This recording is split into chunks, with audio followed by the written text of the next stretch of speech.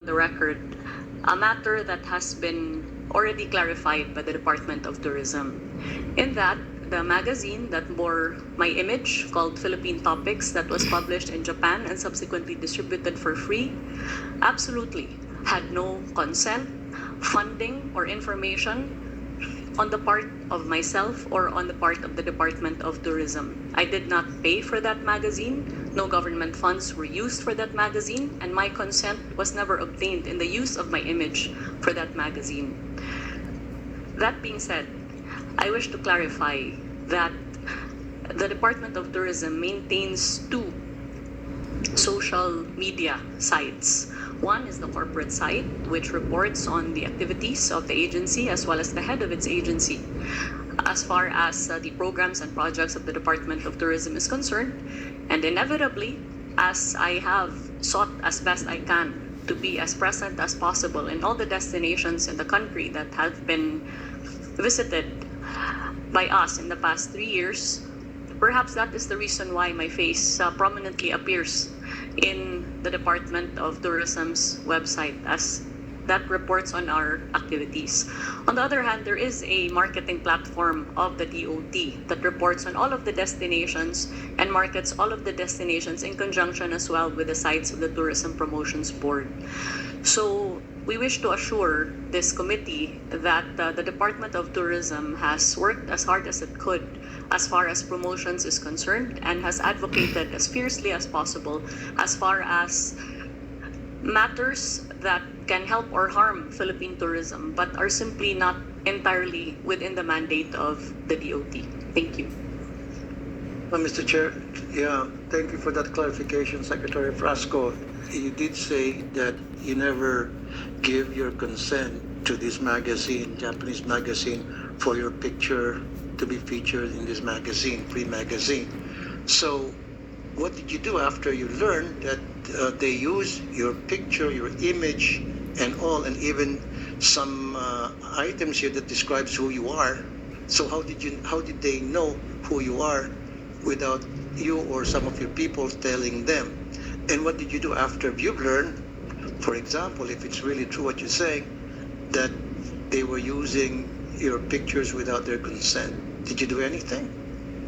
Yes, definitely, Mr. Senator. An immediate investigation was conducted upon my directive, and this is how we were able to find out that Philippine Topics magazine had sought permission to cover the Philippine Expo Pavilion in Japan. This was during the launch of the Philippine National Day of the country in Osaka Expo. And so they were given access to cover the Philippine National Day in Osaka. And my understanding is that the photo that was used as cover for the magazine was lifted from the coverage of that particular event. And the contents of the magazine are all lifted content. These are not the product of interviews that were conducted by them towards me, as there was never any. Therefore, after having learned that they were given access to the Osaka Expo, a demand letter had then been sent to Philippine Topics. First, to establish for the record that the magazine was in no way a directive or an editorial decision on the part of the DOT, and that no government funds were used in the publication Yes, of the ma'am. magazine. I understand that. So, since may pag-amin po sa inyo na walang authority or you did not authorize them to use your pictures in this magazine, so para makabawi sila, bakit hindi niyo lang po kontakin ulit sila this time around with your authorization na mag-publish tayo ng mga magagandang tanawin sa Pilipinas, who we are, and what are the places that they can go. It's free anyway, you said, right? So why not contact them? Parang quits na tayo. Sige, nilagay nyo kami dyan ng walang paalam. Ngayon naman, may paalam na kayo, pero itong ilalagay nyo. So we will dictate to them what we want published in their magazine since it's free. Why don't we do that? Kasi mataas ang circulation nito, I would suppose, because it's a free magazine. At maganda, glossy to magazine na ito. So why don't we take advantage of that? And also, ma'am, huwag ka magalit, ano?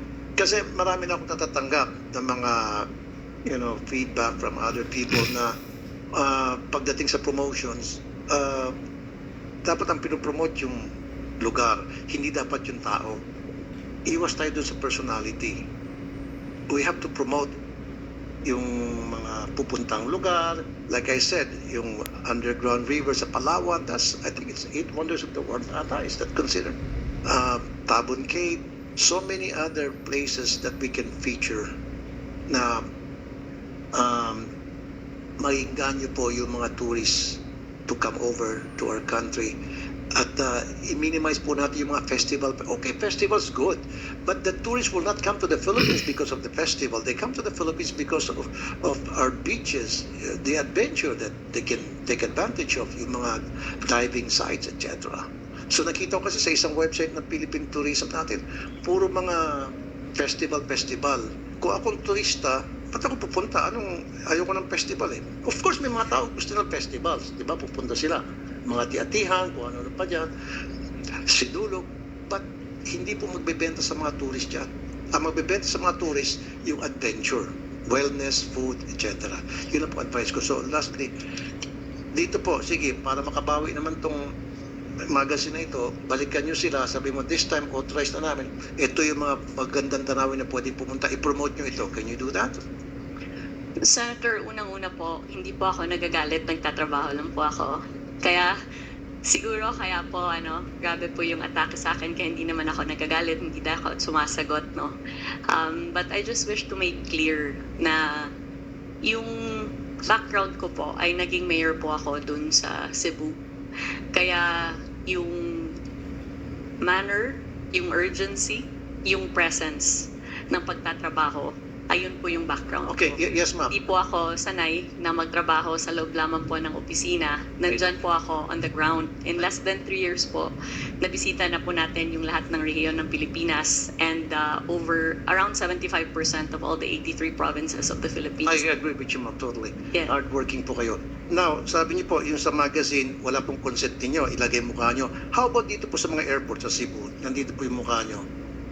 Welcoming the tourists That's actually not an airport in Cebu. That, I believe, is in Boracay. in Boracay. Yes. So instead po ng picture, like I said, Yes, nothing yes. personal with you, mama. Instead, sabi ko kanina, personality, ba't di na lang tayo maglalagay ng mga lugar na pwedeng puntahan na para, like I said kanina, for the end time, maingganyo yung mga tao na, sige, pupunta ko, ang ganda niyan.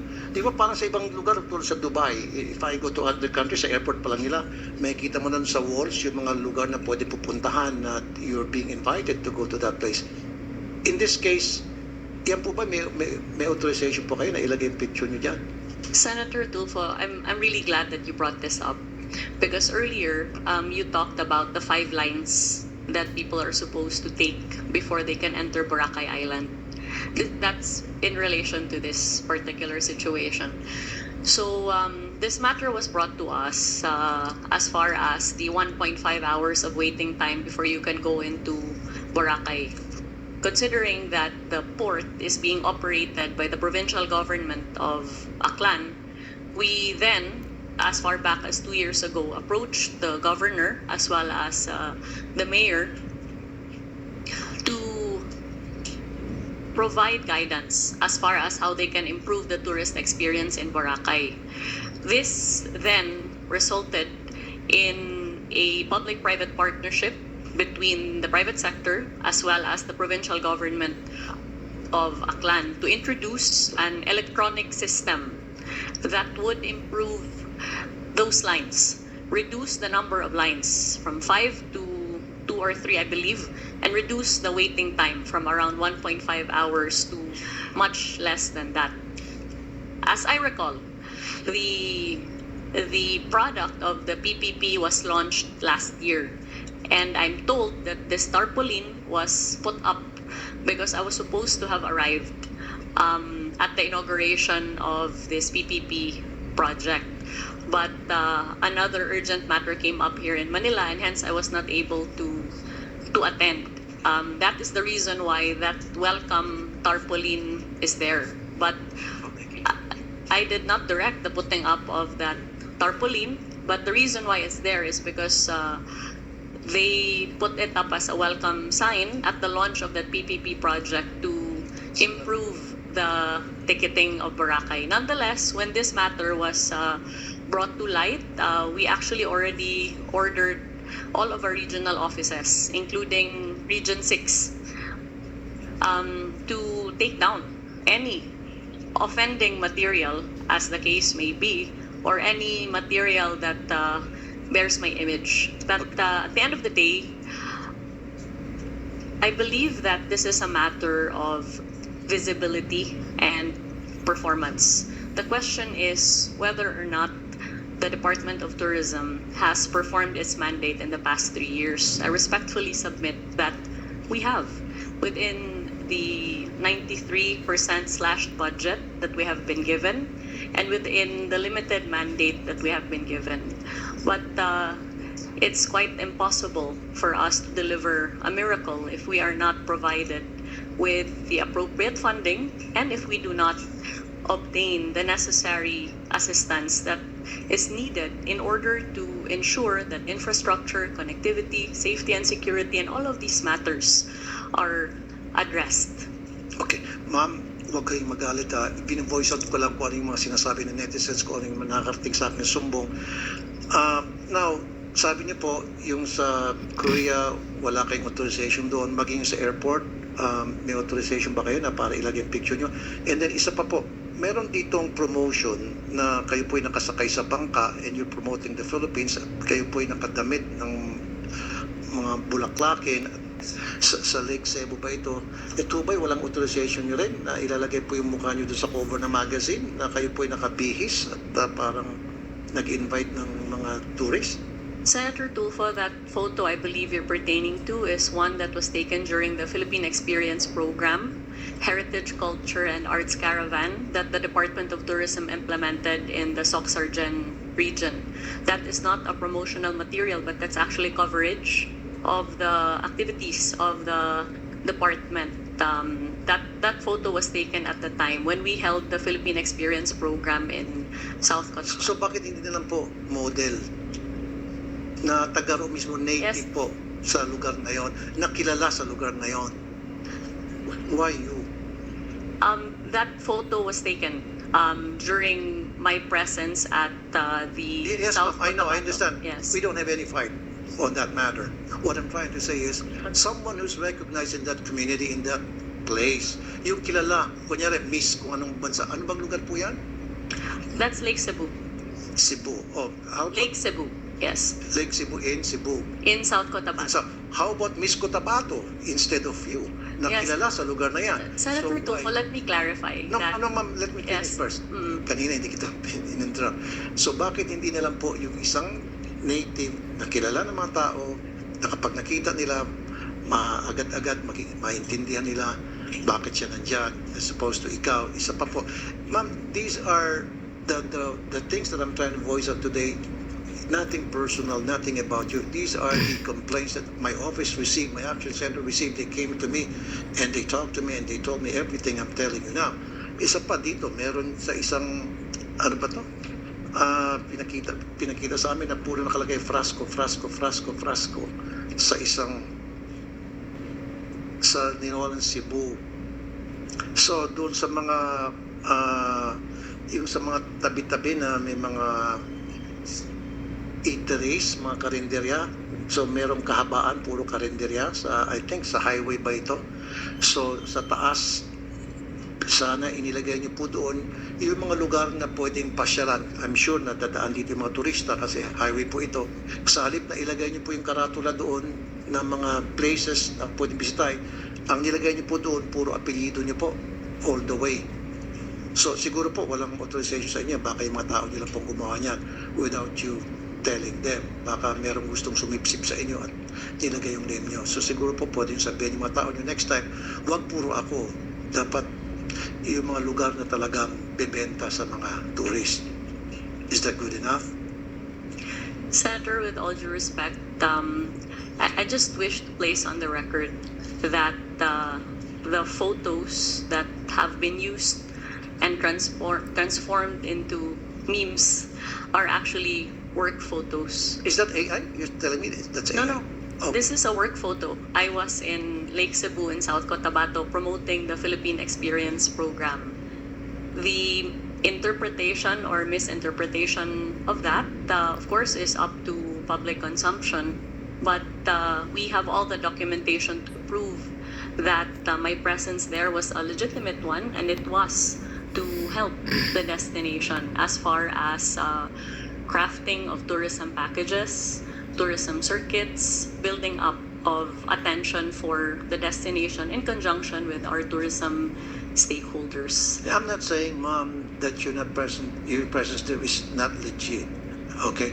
What I'm saying is, yung presence mo doon, yun sa picture na yan, it doesn't fit in sa taste ng mga Pilipino na nakakita po niyan. Kaya nga po, binabash po kayo. Hanggang sa pumunta po sila sa action center ko para magreklamo. Nung malaman nila magkakaroon ng hearing ng ganito, they came to my office and they told me na ito yung baka pwede may parating sa Department of Tourism. That's why I'm trying to voice it out today here in the hearing. Okay.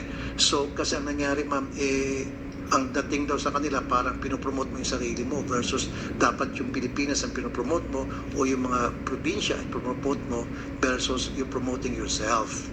Yun po yung dating sa mga tao. Hindi po sa akin yun, ha? That's not from me, from them. So ang dating po sa mga tao na you're trying to promote yourself. So maybe we have to refrain from doing that. We can use model siguro.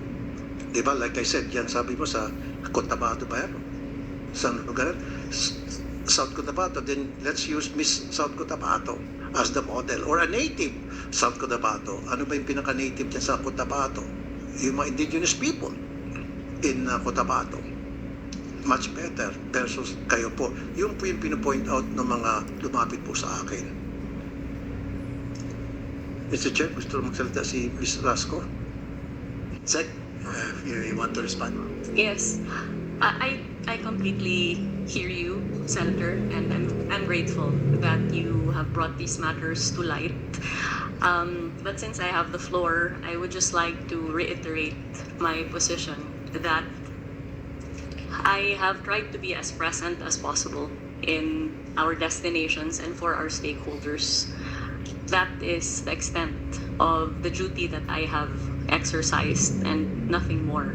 I have no national ambition. I'm not running for any national position, and therefore any accusation of self-promotion would fall flat because I am not running for any national position in 2028, and therefore there would be no reason for me to promote myself.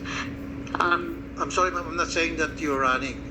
Don't put words into my mouth. I'm just saying that what I'm saying is, yung po nakakalata yung mga tao na parang pinopromote yung sarili mo for whatever reason. Now also, ma'am, compared to other countries like Vietnam, Korea, Malaysia, Japan, hindi niyo po nakikita yung mukha ng mga secretaries ng Department of Tourism nila doon eh. Wala, never ka makita sa tourist materials ng kahit anong bansa na banggit ko, yung kanilang Secretary of Tourism, pinopromote yung mga mukha ng mga pictures nila. That's what the Yes. people that came to me. Perhaps if it is the pleasure of the Senator that I no longer visit our destinations or that there be no coverage of the same, we can take that into serious consideration. But as far as Of my course, ma'am, you can Yes. visit. Why not? Yeah, I would even, people will appreciate you going there so that makita mo on the ground kung ano yung mga kulang, ano yung mga kailangang gawin, etc. But what we are saying here, ma'am, please, huwag mo i-promote yung sarili mo. Pag pumunta ko sa isang lugar, kung ano yung mga kulang doon, punahin mo and then punuan mo. Yun po yung point ng mga netizens na lumapit po sa akin. Okay? It has nothing to do about you. It has something to do na may problema at sinasabi na ko ano yung problema na dapat punuan natin ngayon.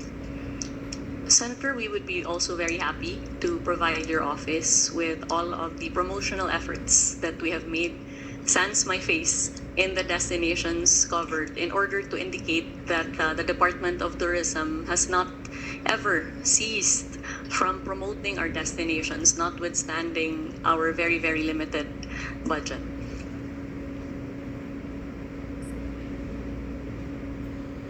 Yes,